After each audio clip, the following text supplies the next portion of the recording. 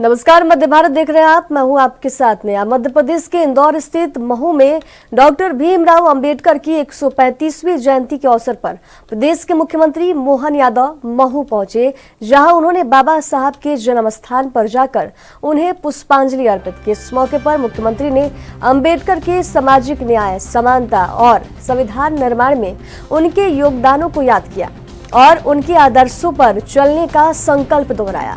महू में इस अवसर पर बड़ी संख्या में श्रद्धालु और अनुयायी भी एकत्रित हुए, जहां माहौल को पूरी तरह से बाबा साहब के विचारों में सराबोर नजर आया।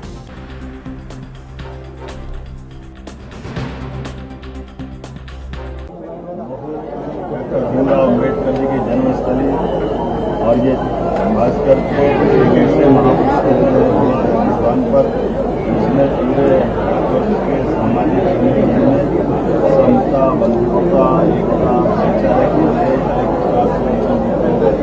आजादी को ऐसे समाज में चुनौतियों को समझकर के सामाजिक एकता में बड़ा योगदान दिया।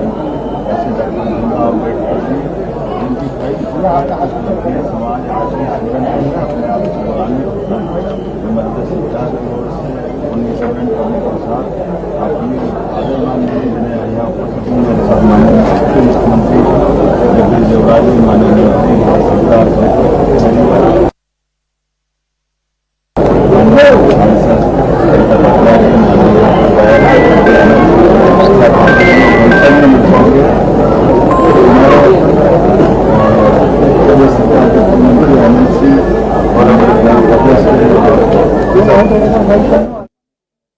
संविधान निर्माता बाबा साहब भीमराव अंबेडकर की जयंती के अवसर पर देश भर में उन्हें श्रद्धा के साथ याद किया जा रहा है।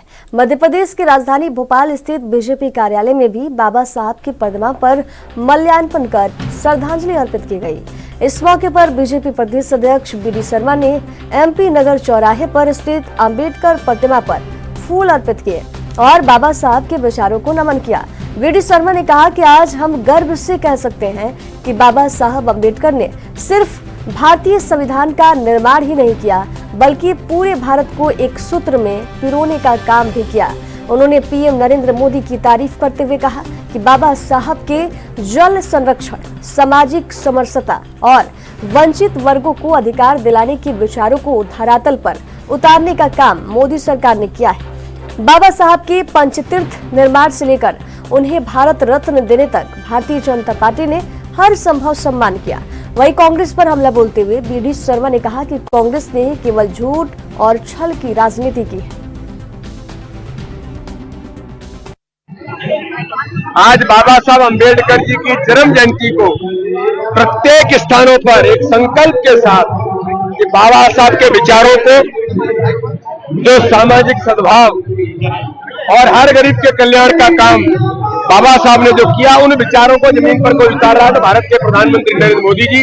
आज हम संकल्प लेकर के आगे बढ़ रहे हैं कि बाबा साहब अंबेडकर के विचारों को सभी कार्यकर्ता अपने व्यवहार में लाकर के जीवन में उतारने का काम करेंगे।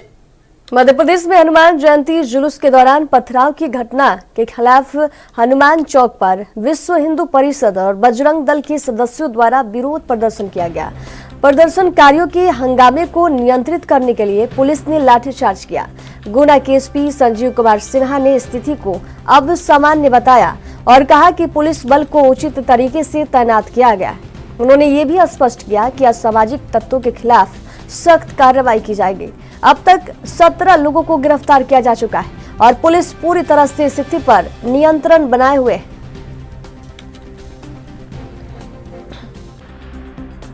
अभी देख रहे हैं आप, सब नॉर्मल है। पुलिस फोर्स पर पर्याप्त मात्रा में लगा हुआ है। मैं स्वयं उसका नेतृत्व कर रहा हूं और जो एंटी सोशल एलिमेंट है, अगर सजा बिगाड़ने का कोशिश करेंगे उनको सख्ती से निपटा जाएगा।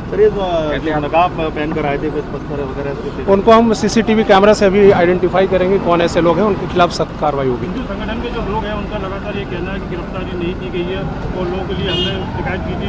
इसको लेकर हम लगातार कर्नलगंज में दोबारा जाना चाहते हैं। ये 17 गिरफ्तारियां ऑलरेडी हम आपको बता चुके हैं कि हो चुकी है इसमें प्रकरण में। मैं स्वयं पायमा में था, वहाँ पे कोई ऐसी घटना नहीं घटी है। विवादों के बीच अब विश्व हिंदू परिषद के नेता सुरेश शर्मा का भड़काऊ बयान सामने आया है। उन्होंने कहा है कि उनकी मांग है कि सभी दोषियों को सजा दी जाए और जिन लोगों ने जुलूस पर पत्थर फेंके हैं उन पर NSA जैसी सख्त धाराएं लगाई जाए। सुरेश शर्मा का आरोप है कि हर बार जब हिंदू समुदाय का जुलूस निकलता है तो मस्जिदों की ओर से पत्थरबाजी की जाती है। उन्होंने दावा किया कि मुस्लिम समुदाय के कुछ लोगों को गिरफ्तार भी किया गया है, लेकिन प्रशासन सच्चाई को छिपा रहा है। उन्होंने ये भी कहा कि उनके पास ADM को भेजे गए अनुमति पत्र की फोटोकॉपी भी है, जो ये साबित करती है कि उन्होंने जुलूस की अनुमति मांगी थी। सुरेश शर्मा ने सवाल उठाया कि अगर मान भी लिया जाए कि अनुमति नहीं थी तो क्या इसके बदले पत्थर फेंकना जायज है?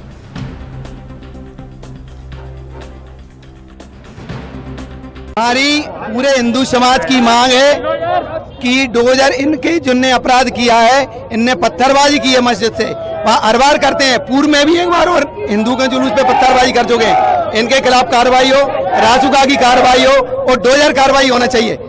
इसलिए आज ज्ञापन देंगे और प्रांत के संगठन मंत्री श्री सुरेंद्र सिंह भाई साहब भी आ रहे हैं। अभी कलेक्टर साहब को मुख्यमंत्री के लिए ज्ञापन दे रहा है। अधिक पूरे मुस्लिम लोगों ने पत्थरबाजी की है, 8-9 लोग गिरफ्तार भी हो गए और पत्थरबाजी यही लोग करते हैं। इनने पत्थरबाजी की है, लोगों को मारपीट की है हिंदुओं को जुलूस पर। हम भी ताजिया निकालते हैं, हम कभी पत्थरबाजी नहीं करते। हमारे मंदिरों के यहाँ से भी ताजिया निकालते हैं।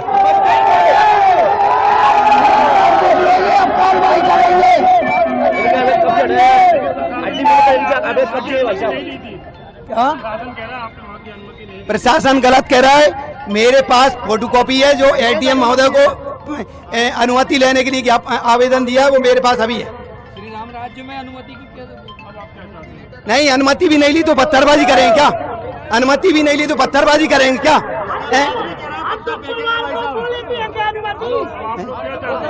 हम चाहते हैं कि इनके खिलाफ कार्रवाई होना चाहिए। नहीं, हिंदू समाज अपना विरोध भी कर सकता है और इनने जो पत्थरबाजी की है ना, इनका बदला है, उसका जवाब देना भी जानता है। होश में रहे, अपने होश में रहे। कवर्धा के गिट्टी खदानों में जारी अवैध ब्लास्टिंग को लेकर ग्रामीणों का गुस्सा अब फूटने लगा है।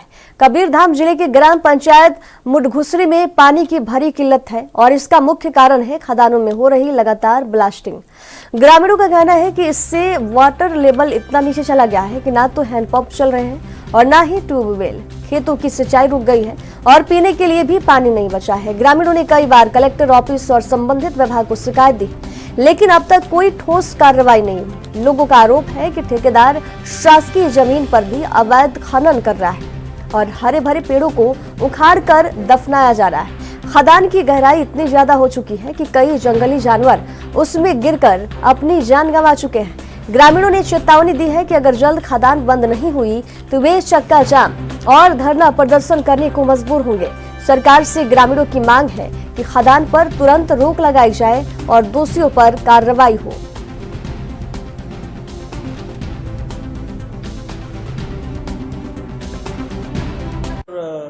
मुडघुसरी करके एक गांव है, वहाँ पर अवैध गिट्टी खदान है, जहाँ पर राजस्व का जमीन का तो उपयोग उन्होंने कर लिया और आगे जो है फॉरेस्ट लैंड में घुस चुके हैं।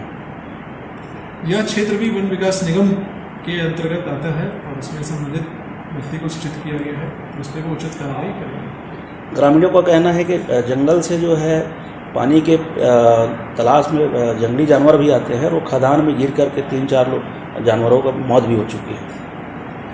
अभी तक हमारे क्षेत्र में जो कि तरेगांव के जंगल है और जो पंडरिया के जंगल है, उसमें अभी इस तरह की कोई भी सूचना हमें प्राप्त नहीं हुई है। मुडघुसरी खदान जो चालू है, गिट्टी खदान जो है, वहाँ के ग्रामीणों का आरोप है कि बोर और कुआं बोरिंग जो है लगातार जो है सूखते जा रहे हैं। पानी का समस्या किल्लत बढ़ चुका है वहाँ। जी मुडघुसरी खदान पे भी कुछ दिनों पहले शिकायत प्राप्त हुई थी, जिसपे हमने सहायक खनिज अधिकारी को जांच के लिए भेजा था। सहायक खनिज अधिकारी का प्रतिवेदन प्राप्त हो गया है। प्रतिवेदन के आधार पर हम लोग उसमें आवश्यक कार्रवाई करते हैं। अभी जैसे वो लोग आवेदन किए थे, उसमें कार्रवाई नहीं हुई है। नहीं, सहायक खनिज अधिकारी द्वारा जांच किया जा चुका है। जांच करके प्रतिवेदन उन्होंने कल ही प्रस्तुत किया है। उस पर संबंधित बिंदुओं के आधार पर जो संबंधित विभाग को जांच के लिए भेज रहे हैं। कांग्रेस नेता दिग्विजय सिंह ने पश्चिम बंगाल के मुर्शिदाबाद की घटना पर तीखी प्रतिक्रिया दी है। उन्होंने सवाल उठाया कि आखिर नफरत फैलाने और दंगे भड़काने वाले संगठनों को मस्जिदों के सामने से डीजे बजाते हुए जुलूस निकालने की इजाजत क्यों दी जाती है। उन्होंने कहा कि ऐसी इजाजत न बिल्कुल देनी ही नहीं चाहिए। दिग्विजय सिंह ने यह भी आरोप लगाया कि आज सुप्रीम कोर्ट की गाइडलाइंस का सही तरीके से पालन नहीं हो रहा है। अगर सरकार ईमानदारी से सुप्रीम कोर्ट के निर्देशों को लागू करे तो देश में दंगे की नौबत आएंगे ही नहीं। उन्होंने केंद्र की डबल इंजन सरकार को भी मानसिकता पर भी सवाल खड़े किए और कहा कि यह सब उसी सोच का नतीजा है। देखिए, बात यह है कि क्या कारण है कि जो कुछ ऐसे संगठन जो कि नफरत फैलाते हैं, जो कि दंगे फसाद कराते हैं, उनको क्यों इजाजत दी जाती है कि वे जुलूस के रूप में डीजे लगाकर मस्जिदों के सामने से निकलें। ये प्रशासन क्यों मंजूरी देता है? नहीं देना चाहिए। यदि आप देखेंगे तो सुप्रीम कोर्ट की गाइडलाइन है, उसका पालन नहीं हो रहा है। मैंने सुप्रीम कोर्ट की गाइडलाइन का पालन करने के लिए हाई कोर्ट में रिट पिटीशन लगाई हुई है। 3 साल से लंबे थे, उसकी तारीख नहीं मिल रही है। अगर ईमानदारी के साथ माननीय सुप्रीम कोर्ट के गाइडलाइन का पालन सरकार करे तो कहीं दंगे फसाद नहीं होंगे। लेकिन ये डबल इंजन की सरकार की मानसिकता है नफरत फैलाकर दंगे फसाद कराने की, राजनीतिक लाभ को। लेकिन अब धीरे धीरे लोगों के बात समझ में आ रही है कि भाजपा का, संघ का धर्म से कोई लेना देना नहीं है। उनको तो नफरत फैलाकर दंगे फसाद कराना और उसके आधार पर राजनीतिक रोटियां सेकना, ये ही उनका धर्म है, यही उनकी राजनीति है। इसलिए हम उसका विरोध करते हैं। मेरा तो केवल एक ही कहना है, जो विचारधारा नफरत फैलाकर महात्मा गांधी जैसे संत की हत्या की हो, आज भी वो उसी रास्ते पर चल रहा है। उनके सांसद, उनके द्वारा चयनित प्रोफेसर, वो नाथूराम गोडसे को देशभक्त कहते हैं। महात्मा गांधी की हत्या करने वाला कभी देशभक्त हो नहीं सकता। वो गद्दार है, देशद्रोही है और ऐसे विचारों को रखने वाले लोगों का पर भी। छत्तीसगढ़ के जांजगीर चांपा जिले के सिवरी नारायण थाना क्षेत्र से एक बड़ी ठगी का मामला सामने आया है। यहाँ हाईकोर्ट में क्लर्क और प्यून की नौकरी लगाने का झांसा देकर 15 लाख रुपए की ठगी की गई। तुस्मा गांव के रहने वाले भरतलाल साहू ने इस मामले में शिकायत दर्ज करवाई थी। भरतलाल का आरोप है कि प्रशांत उर्फ प्रसन्ना कुमार डहरिया नाम के युवक ने खुद को प्रभावशाली बताकर हाईकोर्ट में नौकरी दिलाने का वादा किया और इसके एवज में उससे 15 लाख रुपए ठग लिए। मामले की जांच के बाद पुलिस ने आरोपी प्रशांत और प्रसन्ना कुमार डहरिया को गिरफ्तार कर जेल भेज दिया है। पुलिस अब इस पूरे मामले की गहनता से जांच कर रही है कि कहीं इस ठगी के पीछे और भी कोई गैंग या नेटवर्क एक्टिव तो नहीं है।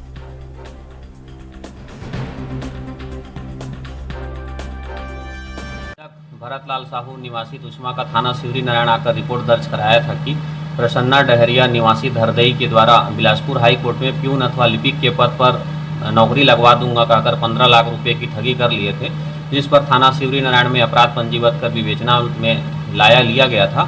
आरोपी की लगातार पतासाजी की जा रही थी। प्रसन्ना उर्फ प्रशांत निवासी धरदई का लोकेशन मिलने पर उसको पुलिस अभिरक्षा में लिया गया एवं पूछताछ कर उसके खाते में जो पैसा गया था उसको खाता को सीज कराया गया है एवं खाता का डिटेल लिया गया है एवं आरोपी के विरुद्ध अपराध सबूत पाए जाने पर उसको गिरफ्तार करके माननीय न्यायालय के समक्ष पेश कर जेल दाखिल। अंबिकापुर में चोरों के हौसले लगातार बुलंद होते जा रहे हैं। बेखौफ होकर चोर स्कूटी मोटरसाइकिल की चोरी करते देखे गए। न्यू बस स्टैंड के पास दुर्गा बस ऑफिस के आसपास चोरों ने एक स्कूटी का लॉक तोड़कर चोरी की घटना को अंजाम दिया। वहीं दूसरी घटना लखनपुर से सामने आई है, जहां एक डॉक्टर की केटीएम बाइक की चोरी करते हुए चोरों को सीसीटीवी कैमरे में कैद किया गया। दोनों घटनाएं पूरी तरह से सीसीटीवी फुटेज में दर्ज हो गई हैं।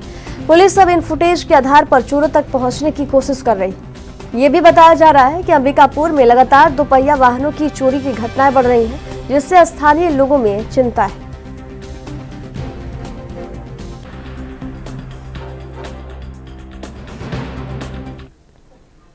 और खबरों के सफर में दीजिए जाने की इजाजत। देखते रहिए एएनबी न्यूज। नमस्कार।